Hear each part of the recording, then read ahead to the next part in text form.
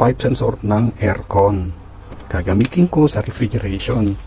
Makikita nyo itong sensor na ito. Ito yung NTC sensor gamit ng mga probe ng mga commercial refrigerator. Ngayon gagamit ako pang aircon. Ang gawin nyo lang kasi para hindi kayo naguguluhan is kunin nyo kung ilang kilo ohms ito. Ito, na-measure ko na kung ilang kilo ohms ito. 7 to 10 kilo ohms ang mga thermistor ng ating mga control. Ngayon, pag kinuha nyo ito at hindi naglalayo, pwede nyo gamitin. Yan, sana natuto kayo ng konting mga techniques kung paano kami ninja moves na napapagana namin yung unit na hindi napapagana ng mga konti pang kaalaman. So, yan, mga technique na yan is natutunan natin sa electronics. Yan, dahil activated yun, tignan nyo guys kung anong gagawin ko.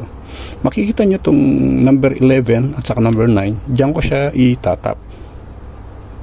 Tignan nyo what will gonna happen. Let's see. Oh, the alarm P3 is gone. So, nakita nyo guys, nawala yung P3 alarm. The moment na tatanggalin ko, mati-trigger ulit. Ayan. So,